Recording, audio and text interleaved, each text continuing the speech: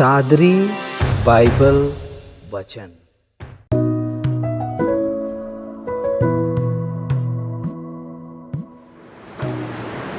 प्रभु आप लोगों के साथ हो।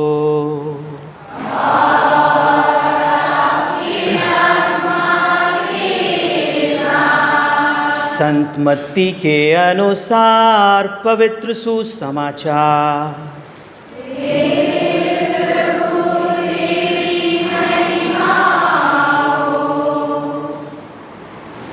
यीशु अपने शिष्यों को ये समझाने लगे कि मुझे यरूशलेम जाना, नेताओं, महायाजकों और शास्त्रियों की ओर से बहुत दुख उठाना, मार डाला जाना और तीसरे दिन जी उठना होगा। पेतरुस यीशु को अलग ले गया और उन्हें यह कहकर समझाने लगा, ईश्वर ऐसा ना करे। प्रभु, यह आप पर कभी नहीं बीतेगी। इस पर यीशु मुड़कर पेतरुस से कहा, हट जाओ शैतान, तुम मेरे रास्ते में बाधा बन रहे हो। तुम ईश्वर की नहीं, मनुष्यों की बातें सोचते हो। इसके बाद यीशु ने अपने शिष्यों से कहा, यदि कोई मेरा अनुसरण करना चाहे तो वह आत्मत्याग करे और अपना क्रूस उठाकर मेरे पीछे हो ले। क्योंकि जो अपना जीवन सुरक्षित रखना चाहता है वह उसे खो देगा, और मेरे कारण जो अपना जीवन खो देता है वही उसे सुरक्षित रख सकेगा। मनुष्य को इससे क्या लाभ यदि वह सारा संसार प्राप्त कर ले लेकिन अपना जीवन ही गंवा दे। अपने जीवन के बदले मनुष्य दे ही क्या सकता है, क्योंकि मानव पुत्र अपने स्वर्गदूतों के साथ अपने पिता की महिमा सहित आएगा और वह प्रत्येक मनुष्य को उसके कर्मों का फल देगा। प्रभु का पवित्र सुसमाचार। ख्रिस्त में मेरे अति प्रिय माता पिताओं, बहनों, भाइयों, प्यारे बच्चों और बहुत विशिष्ट तरीके से यहाँ उपस्थित मेरे प्रिय शिक्षक शिक्षिकाएं।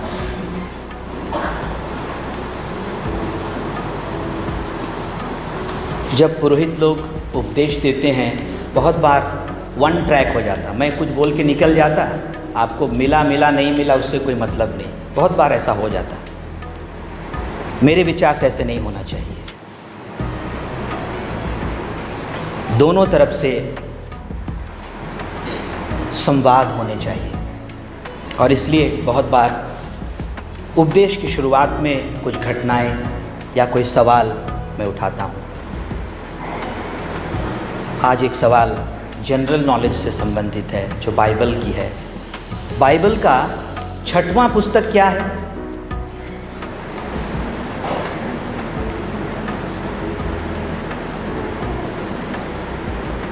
मैं ईसाइयों से पूछ रहा हूँ। हम लोग बोलते हैं जो बाइबल के प्रथम पुराने ग्रंथ के 5 पुस्तक हैं उसको पंच ग्रंथ या तौरेत या तोरा बोलते हैं। यहूदियों के लिए वो संहिता थी, नियमावली है। उत्पत्ति ग्रंथ, निर्गमन ग्रंथ, लेवी ग्रंथ, गणना ग्रंथ, विधि विवरण ग्रंथ। लेकिन 6वां मैं नहीं बोलूँगा, आपसे पूछा ना सवाल। कौन सा पुस्तक है?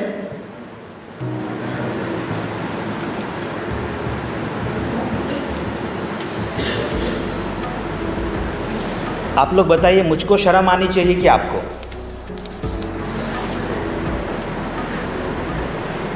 मेरे पीछे बोलिएगा, योशुआ का ग्रंथ बोलिए। और एक बार जाके सही में खोल के देख लीजिए है कि नहीं, हम झूठ बोल दिया तो। योशुआ का ग्रंथ। और मैं इसलिए बता रहा हूँ, मेरा एक पॉइंट है इसको पूछने का। यीशु का वास्तविक नाम और कुछ नहीं था। उनके अरामेइक भाषा में उसका नाम क्या था? एक बार बोलिए। तो यीशु बोलने के बदले योशुआ बोल देना ज़्यादा अच्छा है। लेकिन कालांतर में ये अन्य अन्य भाषाओं में बदल गया। पहले लैटिन में जेसुस वो लोग बोल दिए, ग्रीक में येसुस बोल दिए वो लोग, इंग्लिश में जीसस बोल दिए वो लोग, उर्दू में ईसा, हिंदी में हम लोग येसु, ईशु, येसु बोलते हैं ना। अन्य भाषाओं में, भारतीय भाषाओं में यीशु, यीशु ऐसा हम लोग बोलते हैं, जिसका क्या मतलब है? यहोशुआ का क्या मतलब है? या जोशुआ का क्या मतलब है? कुछ भी मतलब हो, हम लोग क्रिस्तान है, चलेगा? नहीं चलेगा ना। योशुआ का मतलब है परमेश्वर उद्धार है। बोलिए एक बार। और मैं उसको सरल तरीके से समझता हूँ, परमेश्वर उद्धार करता है, उद्धार है, स्वयं उद्धार है, और यीशु उस नाम को लेकर घूम रहे हैं। परमेश्वर उद्धार है। और मैं अपने लिए सोचता हूँ कि परमेश्वर उद्धार मतलब बचाने वाला है, बचा देता है या बचाएगा, क्योंकि परमेश्वर परमेश्वर है। और जब मैं यीशु बोलता हूँ, मैं ये बोल देता हूँ अपने जीवन में, या हम सब बोलते हैं यीशु बोलते साथ, परमेश्वर मुझको बचाया है, मुझको बचा रहा है, बचाएगा। मैं एक दूसरा सवाल सोचा था, कितने लोग प्रत्येक रविवार या रोज दिन नया कपड़ा पहनते रोज दिन नया कपड़ा? क्यों नहीं पहनते?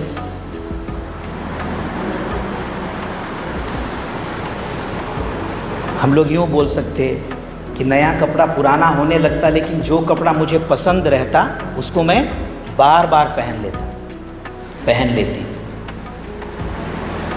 और एक सवाल सोचा था, हम लोग जो अपने जीवन में भोजन करते, क्या हर समय जो हमको अच्छा ही लगता उसी को खाते रहते? क्यों? हम लोगों को कभी कभी हम यूँ कहें, जो हमारे लिए सेहतमंद है उसको हम लोग खाते ना, जो हमारे लिए शरीर के लिए लाभदायक होगा, जो पौष्टिक होगा, उसको हम लोग खाते। ये सब पूछने का सवाल, बोलने का मतलब मेरा ये है, हर समय यहाँ पुरोहित खड़ा होकर के आपको जो पसंद है वो नहीं बताएगा ना। आप लोग बोलेंगे फादर क्या क्या सब बोल देता है, एक ही बात को रिपीट करता।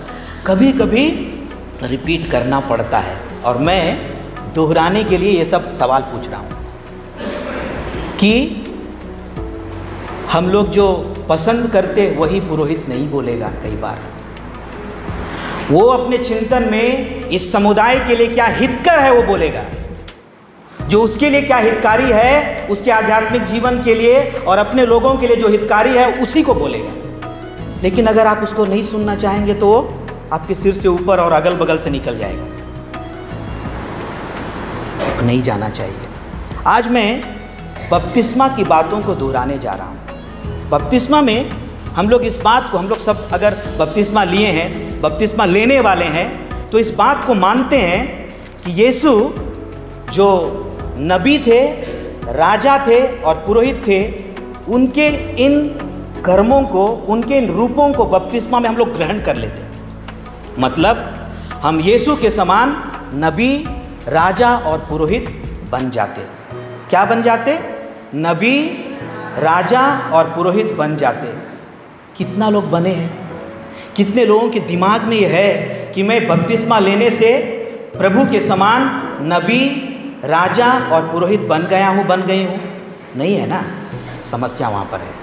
अगर हम क्रिस्तीय हैं, हमको इस सोच से जाना चाहिए और उसको अपने दायरे में, जहाँ कहीं हम परिवार हो सकता, अपने छोटे समुदाय हो सकते, मैं अकेला भी हो सकता, लेकिन मैं मुझको जीना चाहिए था और मुझे पुरोहित रूप में इनको जीना चाहिए था। मेरे लिए, क्योंकि मैं एक अभिषिक्त पुरोहित हूँ, मैं एक दोहरी रूप में पुरोहिताई संस्कार को ग्रहण कर लिया हूँ। बपतिस्मा रूप में मैं ऑलरेडी नबी, राजा, पुरोहित था, लेकिन अब मैं पुरोहिताई को अलग तरीके से, संस्कारमय तरीके से ले लिया और इसलिए मेरा दायित्व बढ़ गया। लेकिन इसलिए आप लोगों का घट गया ऐसे नहीं है। आप नबी, राजा और पुरोहित हैं। एक साथ हम लोग नबी, राजा और पुरोहित हैं। और नबी, राजा और पुरोहित के लिए प्राण देना बहुत ज़रूरी है, जो यीशु सिखाते हैं। वो बोलते हैं अपने शिष्यों को कि क्योंकि ये मेरे रूप हैं। मैं जरूर स्पष्ट रूप से सुसमाचार में नहीं बोलते, जिसको हमने विश्वास में ग्रहण कर लिया है वो बोलते हैं कि मुझको प्राण देने पड़ेंगे, ये मेरा दायित्व है। लेकिन पेतरुस, जो हम लोगों की तरह मानुषिक सोचने वाले थे, बोले नहीं नहीं नहीं, ये सब नहीं होगा। और कई बार हम में से कई लोग यही सोचते हैं कि ख्रिस्तीय रूप में कोई दुख आना ही नहीं चाहिए, और यह गलत सोच है। अगर सोने को नहीं तपाया जाएगा वो निखरेगा कैसे?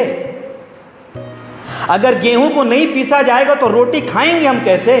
अगर दाख को नहीं पीसा जाएगा तो हम दाख पिएंगे कैसे?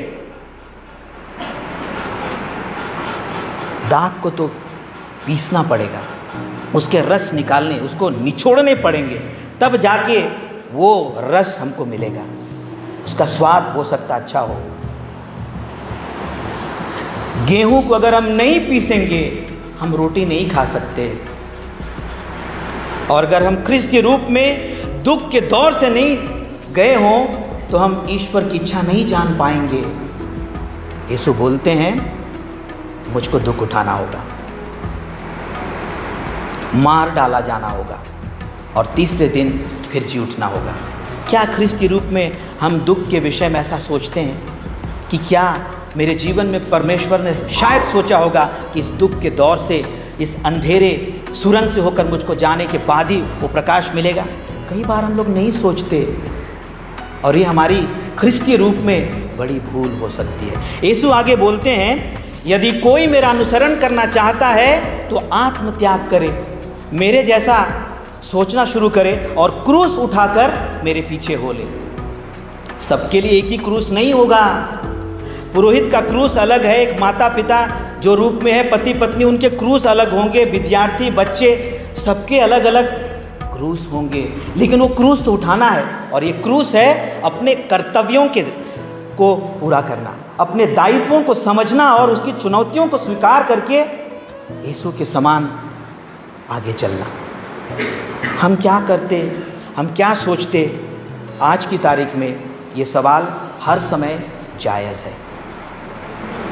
यीशु आगे बोलते हैं जो बहुत सारे संतों के जीवन को बदल दिया,